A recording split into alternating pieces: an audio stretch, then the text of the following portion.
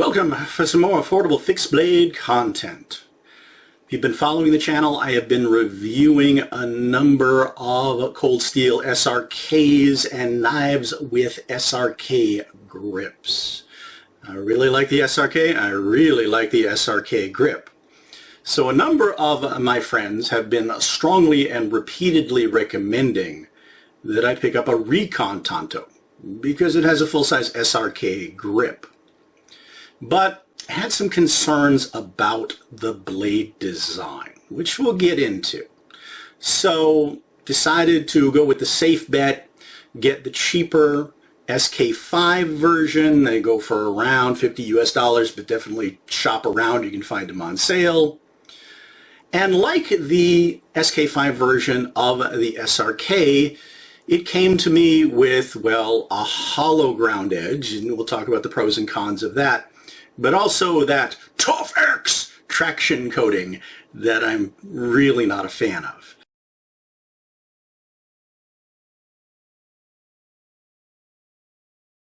And I've also discovered that the Tuff-X coating, well, it isn't very tough. You could shave it off with another knife like paint.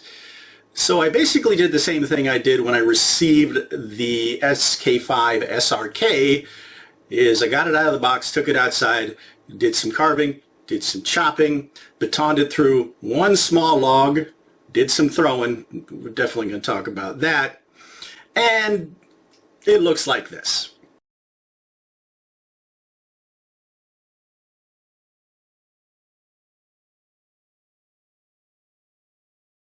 So, just like the SK-5 SRK, took it to the workshop.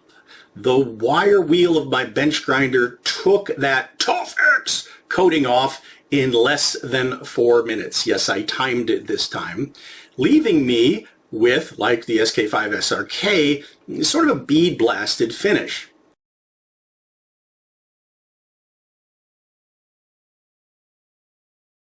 Which I went ahead and added some cold blue to.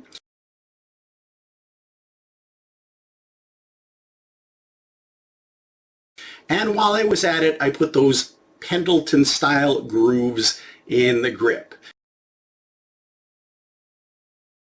Now the SRK grip doesn't really need those. I really like it the way it is.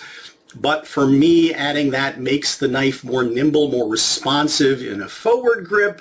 And I felt like it was something I needed to do to make myself like the Recon Tanto more, which in this case is a bad sign. Some of you are really not going to like what I have to say.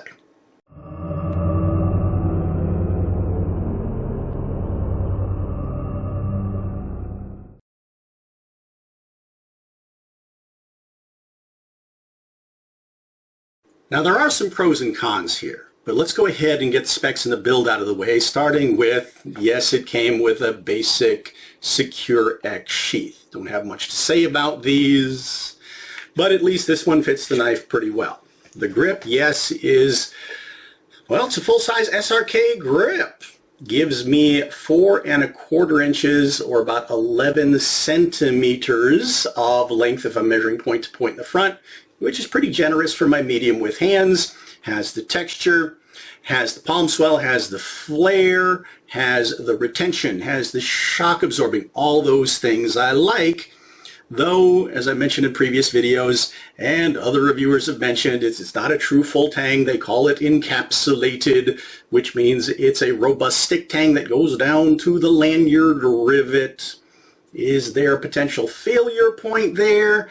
Well, I haven't had one of these break on me yet, but then I haven't done anything really insane with them. Other concerns would be this Cray-X Kraton material might break down over time with exposure to the elements, or that with impact over time, this overmolded Cray-X might separate from the tang underneath and leave you with something loose and wiggly. And I have noticed that just a little bit in some of these knives that I've had a bit longer and used a bit harder, but it's not bad.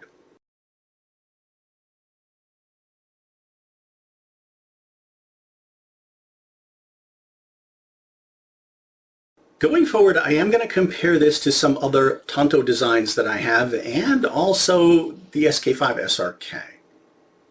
Buying the cheap steel cost me less than half the price of a premium steel version, and I feel like SK-5 is more than adequate for most tasks. It's certainly proven itself to me.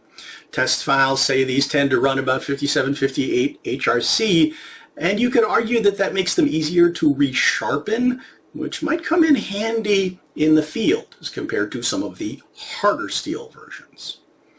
Now, in the tests, we will talk about my issues, the pros and cons of having a hollow ground blade versus a flat or saber ground blade, which I tend to prefer.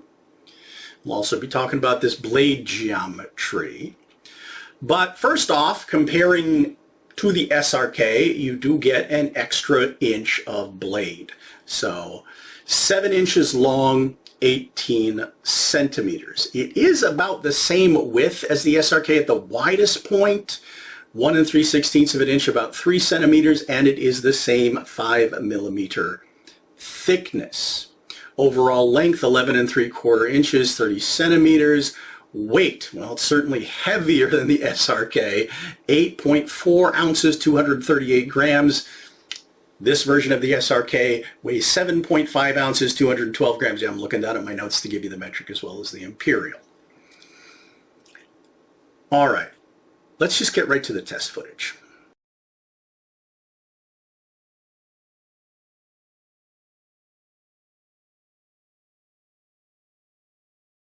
I'm actually going to go ahead and present my tests backwards from the way I usually do it, not just in order of my normal presentation, but in order that I ran the tests in. So we'll start with the utility tests. And the last one usually in the series, the last one I did, batoning lengthwise through a couple of, well, smallish logs.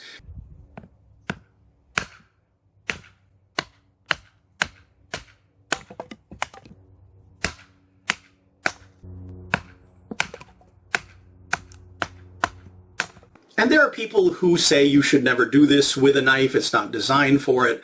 But when it comes to splitting smaller kindling, I prefer batoning to chopping with a hatchet, axe, or hawk because I feel like I have a lot more control, a lot more accuracy, and also a lot more safety. And I'm going to say, compared to the SK-5 SRK, okay, well, we're still dealing with the hollow grind, where, yeah, it's a very keen edge, so the initial bite is really good, but then when that cross-section flares out, it tends to bind up and resist. So I have to get it past that. And once I did, I'm going to say that the Recon Tanto was a better batoning tool than the SRK. One, it's longer, so I can get through a thicker log. The curvature in this case also worked for me in terms of how it sort of caught my baton. And it doesn't have the swedge on the back of it that tends to chew up my baton. Then chopping cross grain through a branch.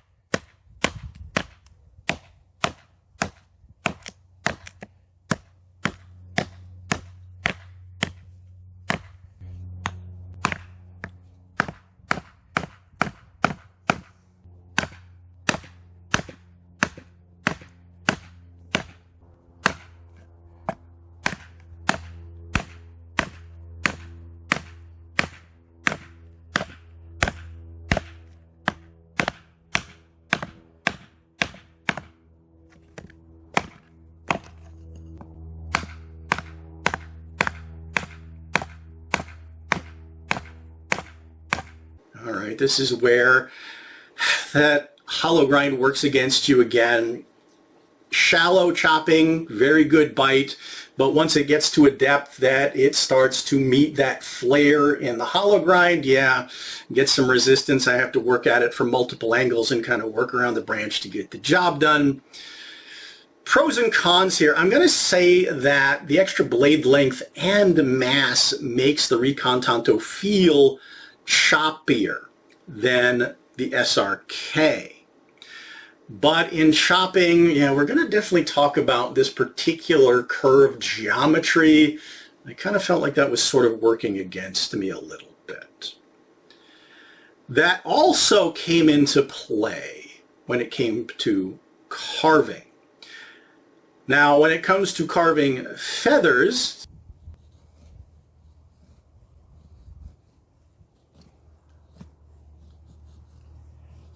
that's nice.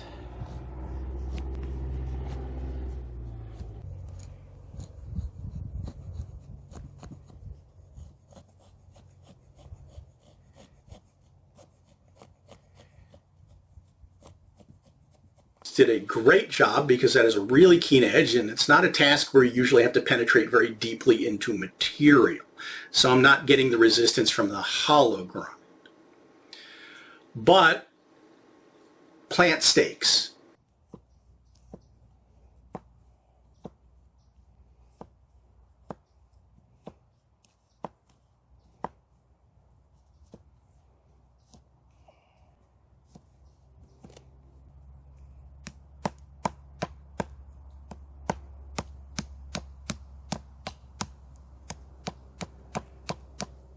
Tip is swept back. I'm not getting a lot of control over it in this kind of fine targeted chopping.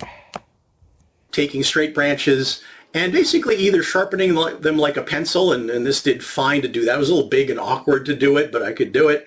Or what I'll do is I will basically do a lot of fine chopping to bring that branch down to a point.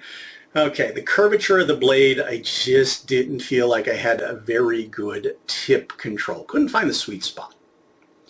In fine carving,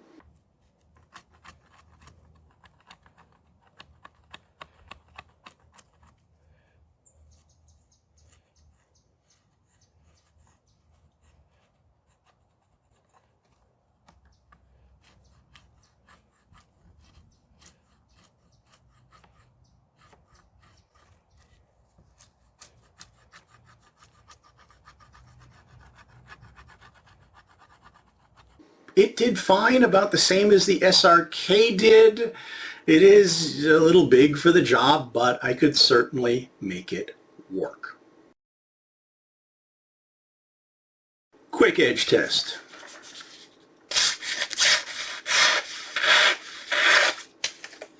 Can't deny it's slicey, but cardboard between the hollow grind and that sort of bead blasted texture on it, yeah, I get a lot of drag.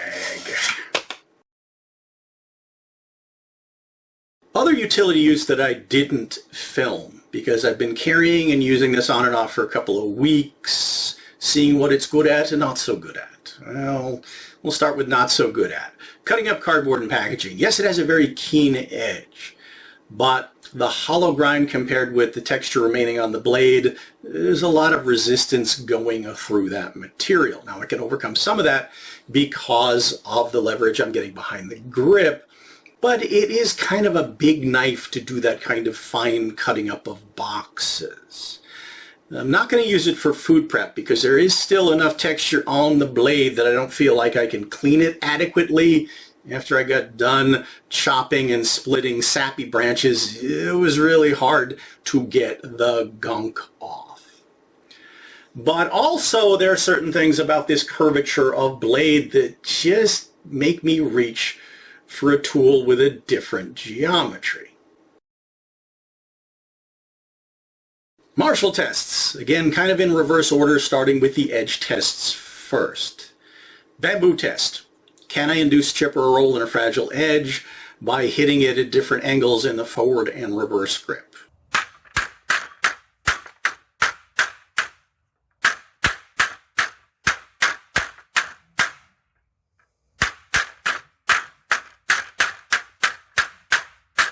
Now, I'm not trying to chop through the material, hitting it with about the speed, pressure, rhythm I would use when I am sparring. The edge did fine, but this is when I started to notice problems with the curvature of the blade, especially in reverse grip. And we're definitely going to talk about this in martial handling. The way this kind of sweeps back from what I am doing, I was getting a lot of basically a deflection, sort of skating off the material, so it wasn't really biting in, hitting hard, as compared to what I can do with a straighter blade, even a shorter one, being able to chop in better or push into material. Now, I could compensate in the forward grip because I have a lot more range of motion even in my arthritic wrist, so I can get a decent strike there. But I feel like something that is a little bit more edge forward would give me naturally better bite. But since I felt like I had enough length, a good edge, and a choppy enough blade, I went ahead and did some panel cutting with it.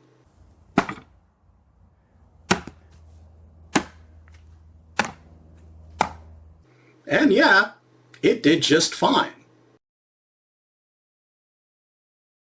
It was in the tip tests that the curvature combined with this not very acute American Tanto point, I mean that's like a 45-degree angle, it was really problematic. And I had to compensate for that in one key way.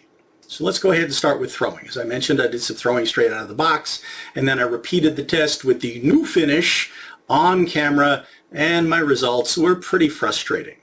If I was throwing, we'll call it conventionally, leading with the edge, what was happening was I had to over-rotate a little bit. Get the knife to hit the target, cant it upward to get a good bite with that tip, because if it hit more level, or a little bit under rotation, it was hitting like a chisel. It wasn't digging into the wood, it was just falling out.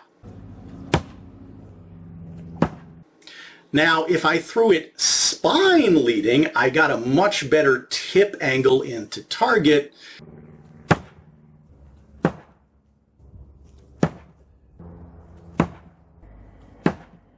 And I would have had a better result, but some other factors came up. One was I noticed more roll.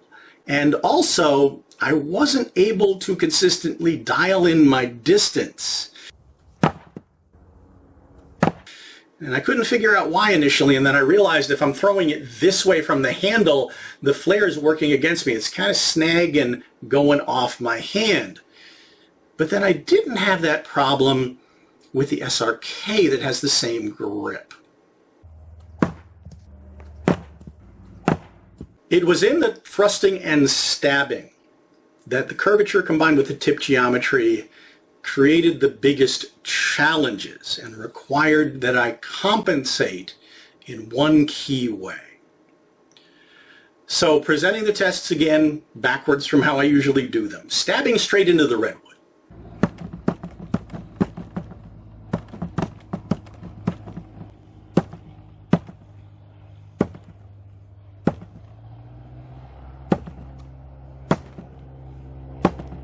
I'm not trying to destroy the knife by stabbing into wood and twisting it sideways, but I want to see how the tip is going to hold up to colliding with something well harder than the soft media that also creates a lot more shock back into my hand, which it's an SRK grip. Eats up shock, keeps my hand retained in all grips, not a problem, but this is also where I started to see problems with penetration. Now, when it comes to durability, I wasn't worried about the tip at all. The American Tanto point is designed to penetrate hard, resistant, you could argue destructive material. So that's not the problem. The problem is the angle of the tip combined with the curve of the blade, where depending on the orientation of my grip, I either was or wasn't getting any penetration. And I am using 4 grips. Forward grip, edge facing away from me, edge facing towards me. Reverse grip, edge facing away from me, edge facing towards me. And this was really clear in the softer media. My Pell. It's multiple layers of thick cardboard backed up by a couple of inches of compressed brown paper bag paper up against that redwood target. It's a media that gives me more resistance the deeper I get into it. But when I was thrusting and stabbing in either forward or reverse grip with the edge facing away from me, what most people would consider a conventional grip for a knife,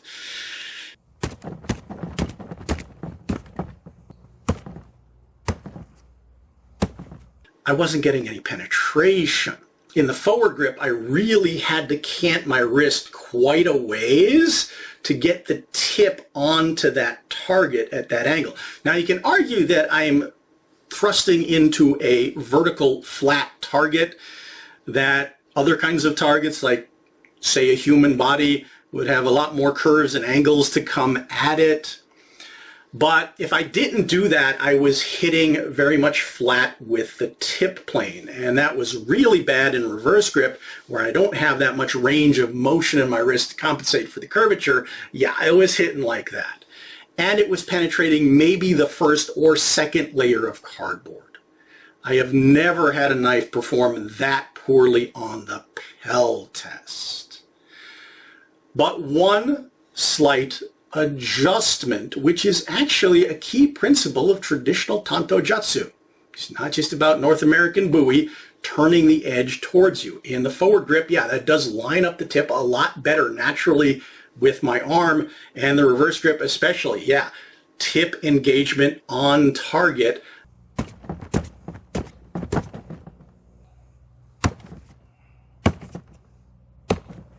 Got my penetration back, and given the profile of this blade, channel into the media, yeah, that was impressive.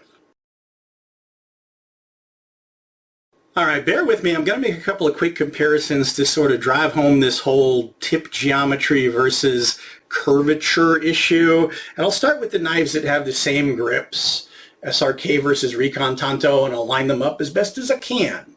I'll put up some pictures so you can see this a little bit more closely. But yeah, huge difference in terms of that tip angle engagement. And also, of course, the SRK has a much more acute tip. But having a straighter profile makes the SRK a lot more useful for me in all grips. But speaking of knives that are curved like this, more Tanto-like, I did review the Outdoorsman, which is sitting on a Master Tanto handle, and also it fits in a Master Tanto sheath, which tells me the blade is probably the same curvature as the Master Tanto. If I line these up as best as I can, you can still see that the curvature is a little less than the Recon, and it certainly has a much more acute tip. So guess which one I like better. But speaking of non-conventional Tanto designs, going all the way back to the early 80s, the one that I trained with and used the most way back when, was this Taylor Sato. And I may do a review on it soon. It's a preview. Take a look at the handle and tell me what you think it's missing, what concerns you. But I'm going to say, okay, this was actually one of those options you would find in a knife shop or a flea market, which would give you either a cheaper option to a cold steel Tanto, because they were coming out about the same time in the early 80s, or if you couldn't find a cold steel Tanto. That's why I picked this one up. But yeah, if I line these two up, you're going to see similar curvature. It's a little less curved, and I'm going to still argue it has a more acute point to it. But if we're talking tradition, okay, first of all, if you look at a lot of traditional Japanese Tanto, a lot of them aren't curved. They're pretty straight. They're very dirk-like. Consider their function. Originally, just like a rondel dagger, to penetrate gaps in armor. And later on, some of those gaps might have chain mail in them.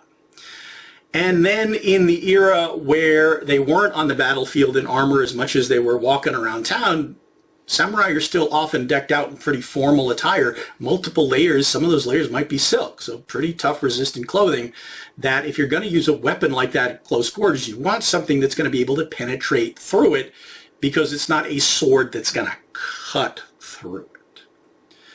But in the early days of my own training history, I started training traditional Japanese martial arts, including swordsmanship and Tanto Jutsu, back in the 70s. And as I've talked about in a lot of my Japanese-style sword reviews, Back then, if you wanted a live blade, sword, knife, or whatever for training, you didn't have many good options, if any at all, available on the market. So in studying Tanto Jutsu, many of us went with a more Western style blade to test cutting and stabbing. I personally used a K-bar. And a lot of my fellow students used a K-bar or some other single-edged straight-bladed hunting knife like a buck. And they worked just fine. The knife we used in class, the safe one, was the wooden one, which I started calling a vampire stake after I got hit in the chest a bit too hard with one of these. Now, still potentially dangerous, but just like a bokken, the idea is, safer than a live blade. You still have to be careful. But it became really clear as we were talking about traditional application, edge orientation, that if I was using one of these with a partner with the edge facing away from me in the forward grip or the reverse grip, if something went wrong, we wound up too close to each other, he wasn't where I expected him to be, it was still often that you'd get hit more with the flat of the tip plane than the point. So you'd get bruised, it would hurt, wasn't too bad. But, okay, if I'm using it in the training with the edge facing towards me, tip is going much straighter into target. Tip is going much straighter into target. Vampire stake.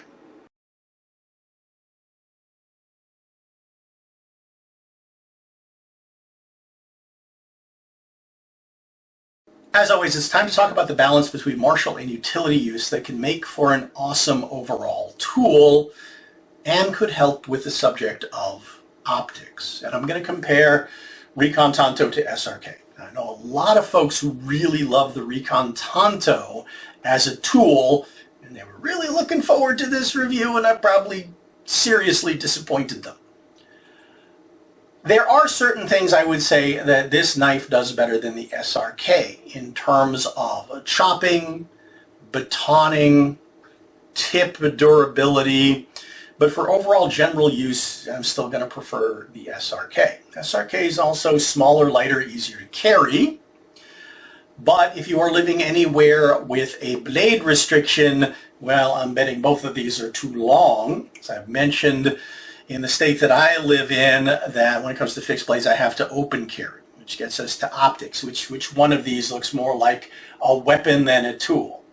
Well, this particular SRK with the black finish, I'm going to say, does look a bit more weapon-like than tool-like, but still has a very basic plain utility, not so tactical appearance as compared to the American-style Tanto, which, even though it is a pretty good utility tool, looks a whole lot more like it was designed to be a weapon.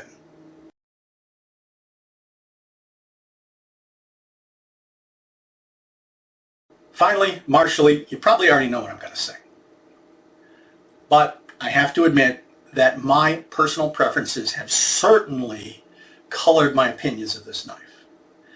That for general martial use, I prefer a straighter blade with a more acute tip. If I'm thinking about cutting with it, I would like either the straight profile or belly forward versus swept back like this.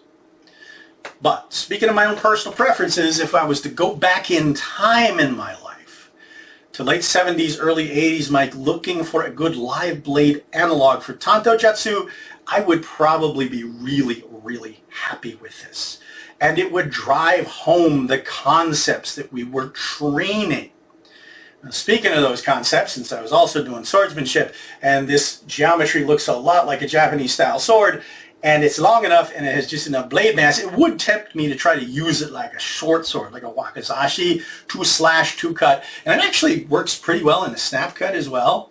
But at close quarters, pressing this into target material, having that blade swept back, I talked about how that's working against me. But I've kind of given you the historic traditional scenarios. Somebody in armor, somebody in thick clothing. This is the only weapon you have or the last weapon you have.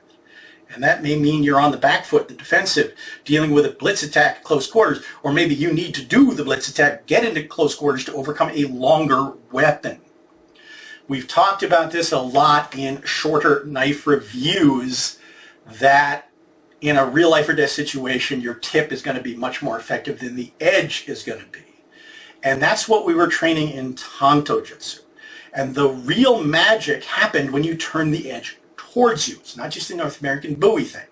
Now that immediately eliminates any cutting capacity you have on a forward stroke.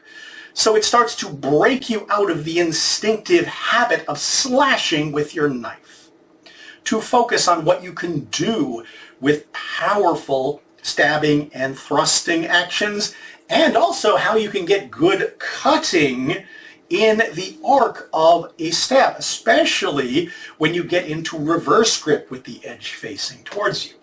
Yeah, that's the strength, the power, the wisdom of Tanto Jutsu. So, kind of reevaluating this tool in my own head probably be a good tool to get me back to those traditional basics versus the more pragmatic, hybridized knife work that I normally do. I still would like a more acute tip. And I don't know, different lengths, different curves. There are other options. Let me know what you think if you have a Master Tanto, or a Kobun, if those would be worth trying out, given what you've seen of my opinions of, well, kind of the extremes that this one goes into. But I'm not giving up on this one yet. We got more knife reviews coming up, more swords, hatchets, and hawks. Until then, I hope I haven't upset fans of this knife too badly. But thank you all, as always, for watching, liking, subscribing, following my journey, putting up with my madness. And I hope to see you back for, well, I have talked about what you could do with smaller knives if you happen to be living under blade length restrictions.